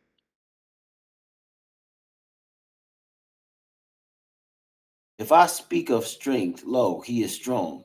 And if of judgment, who shall set me a time to plead? If I justify myself, my own mouth shall condemn me. If I say I am perfect, it shall also prove me perverse. Though I were perfect, yet would I not know my soul.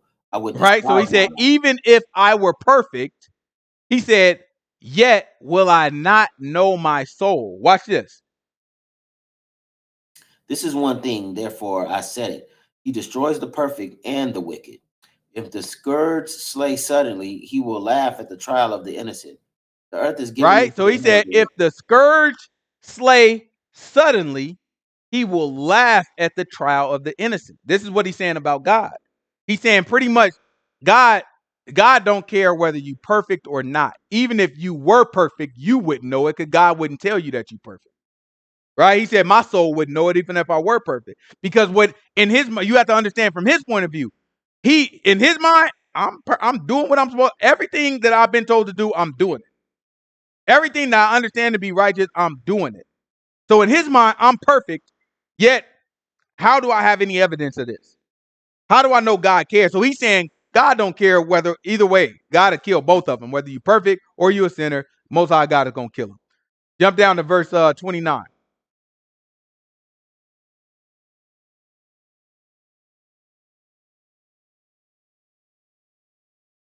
If I be wicked, why then labor I in vain? If I wash myself with snow water, and make my hands never so clean, yet shalt thou plunge me in the ditch, and mine own clothes shall abhor me. For he is not a man as I am, that I should answer him, and we should come together in judgment. Neither is there Right? So he's talking any, about God.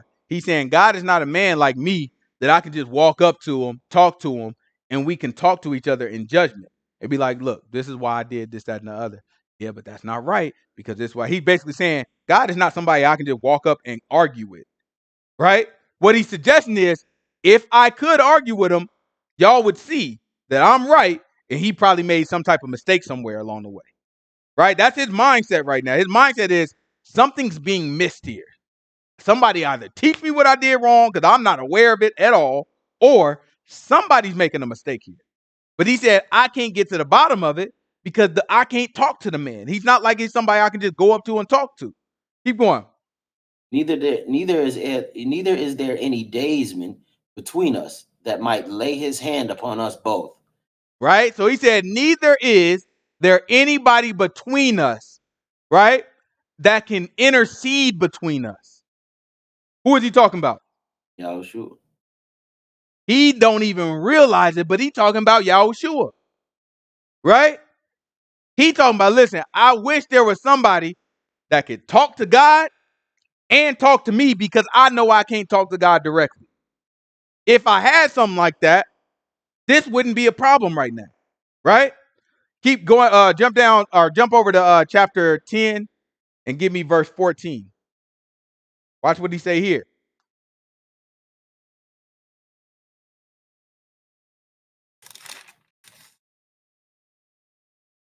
If I sin, then thou makest me, and thou wilt not acquit me from my iniquity. Then thou markest me, and thou wilt not acquit me from my iniquity.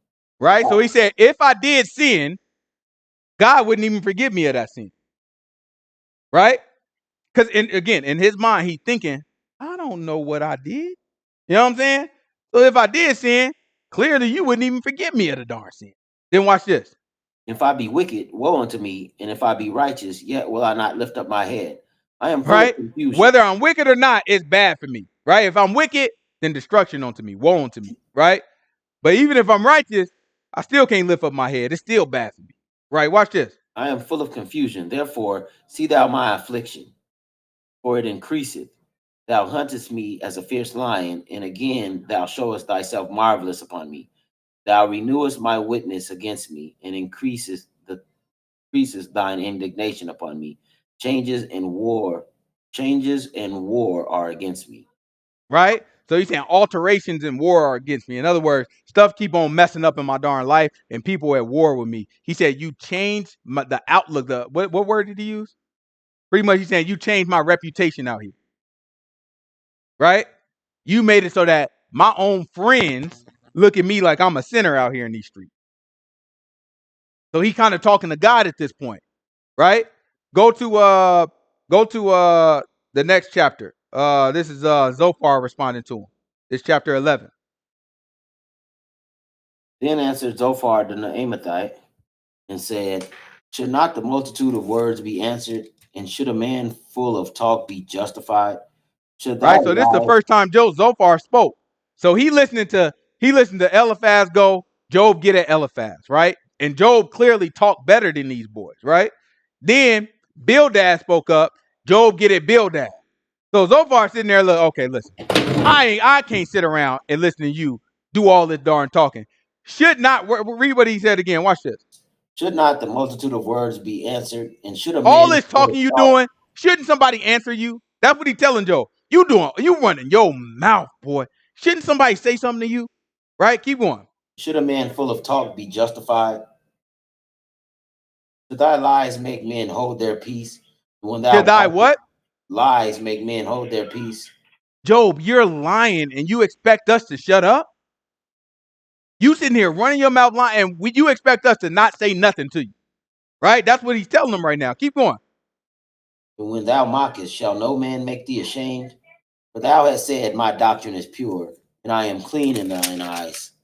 But oh, that God would speak and open his lips against thee, and that he would show thee the secrets of wisdom, that they are double to that which is. Know therefore that God exacted of thee less than thine iniquity deserves. Right? He said, look, the Most High God should have done more to you. What happened to you is less than your sin. Right? This is how they talking to Job. But remember, they're talking to him this way because they truly believe he sinned. And they believe that by repenting, the Most High God will let off of him. Right? They look at Job as being stubborn and hard-headed. Job is looking at them as being like insensitive and mean.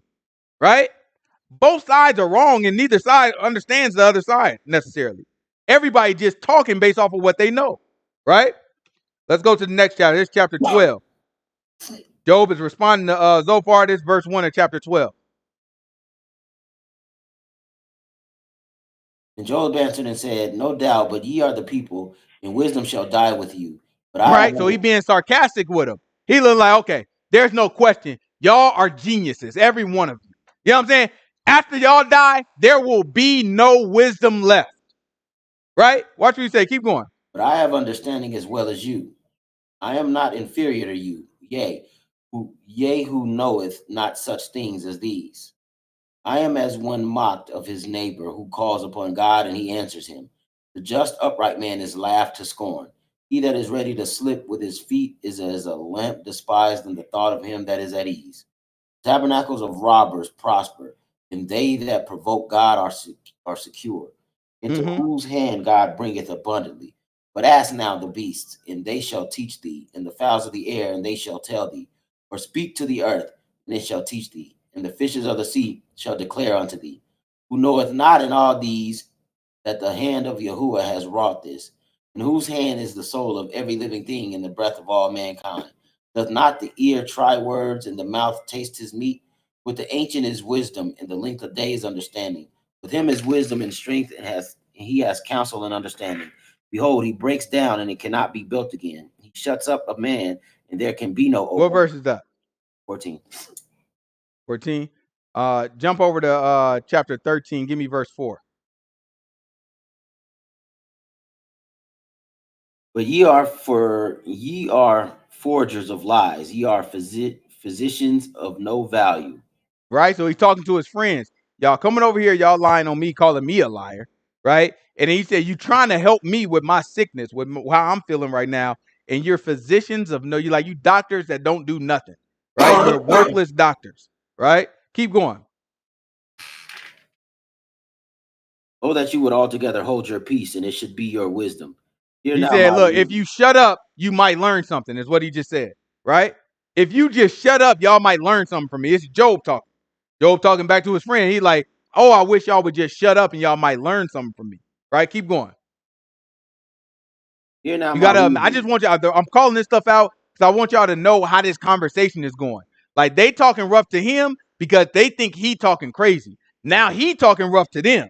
Oh, okay, yeah, y'all all geniuses. When y'all die, wisdom gonna be over. It ain't nobody gonna be wise no more. Just mocking them, making fun of them. Then he say, you know what I'm saying? I know y'all think y'all understand everything, but I kind of understand these things too. To y'all who really don't understand this stuff, right? Then he come back and he say, listen, you know what I'm saying? If y'all just shut up, you might get some wisdom right now. You might learn something, might learn a thing or two if you shut up. So now he's talking rough back to these boys. So how you think they gonna respond to that? They gonna talk even more rough, right? This is where'd you leave? Keep going. Hear now my reasoning, and hearken to the proceeding of my lips. Will you speak wickedly for God, and talk deceitfully for him? Will ye accept his person? Will ye contend for God? Is it good that he should search you out? Or as one that man mocketh another, do ye so mock him? He will surely reprove you if you do secretly accept persons. Shall not his excellency make you afraid, and his dread fall upon you? Your remembrances are like unto ashes, your bodies of bodies of clay. Hold your peace, let me alone that I may speak, and let come unto me, let come on me what will. Wherefore do I take my flesh in my teeth, and put my life in my hand? Though he slay me, yet will I trust in him, but I will maintain my own ways before him. He Right? also So he shall be said, my look, foundation. even if God killed me, Job is kind of catching on to what they worried about. Like, listen, don't y'all know, even if God do kill me, that's not gonna change how I live. I am maintaining that I am righteous before Yah. So he said, I will maintain my ways. So he's saying basically, even if it came to my death, I'm not going to change that I'm righteous. Like I'm not just the fact that I see myself as righteous, but what I understand that doing the right thing, I'm not going to start doing something wrong just because I think I'm about to die. Right? So he says, no, this is I want y'all to know I understand these things. Keep going.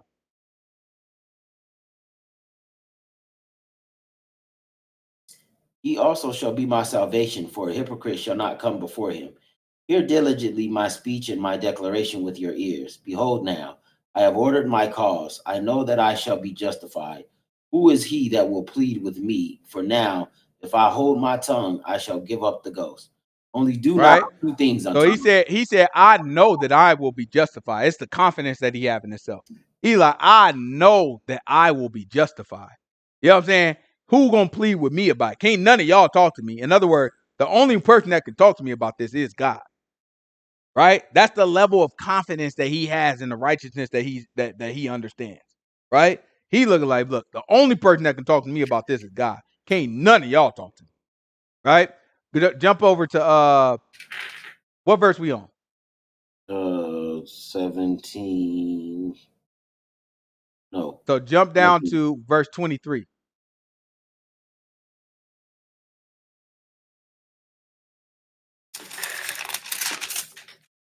How many are mine iniquities and sins? Make me to know my transgression and my sin. Right? So he talking to God here. He's saying, what were how many sins have I committed? Like tell me what they are, because I don't know. Like he's literally saying, I really don't know. If I committed a sin, I don't know. Because his friends are telling him you sin. Clearly you sin. Clearly you sin. So now he looking back like, okay, God, if I sinned, tell me what it is. Like teach me to sin, because I really don't know. Keep going. Wherefore hidest thou thy face and holdest me for thine enemy? Will I break a leaf driven to and fro? And will I pursue the dry stubble?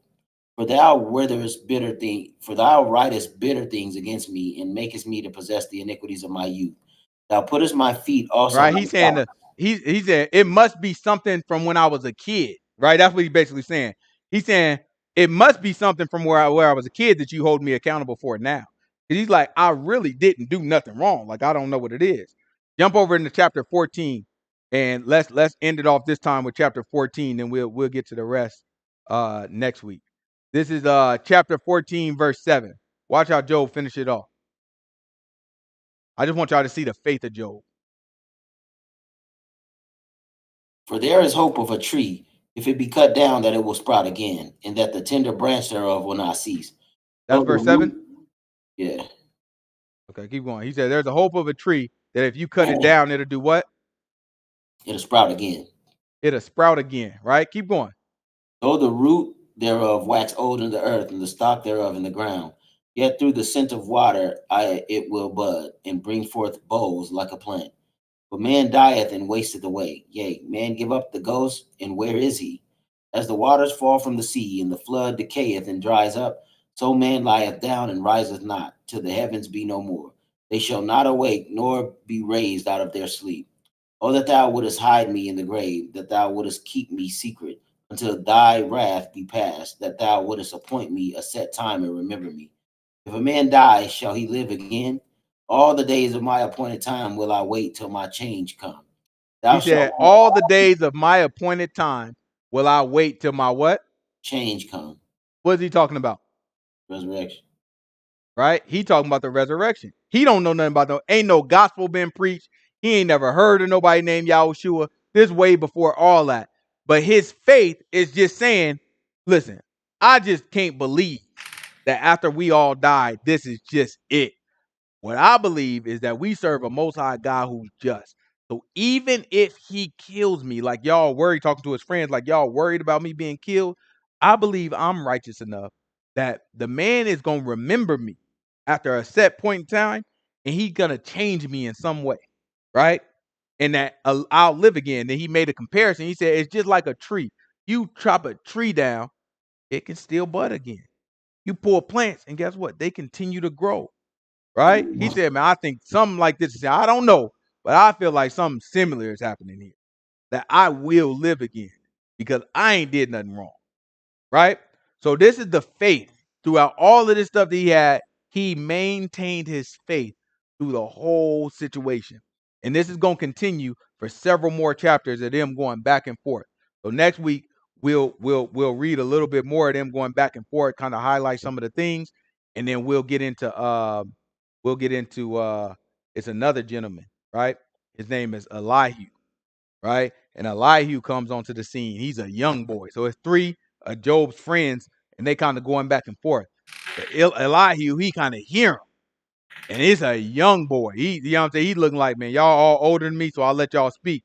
But since y'all can't answer Job, can I speak now? And the young boy ripped into Job and the friend. You know what I'm saying?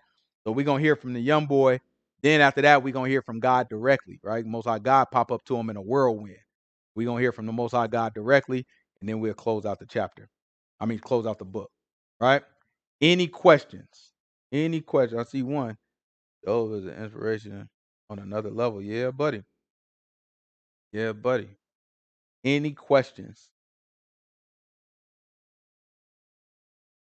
Job for me is he one of them ones, boy.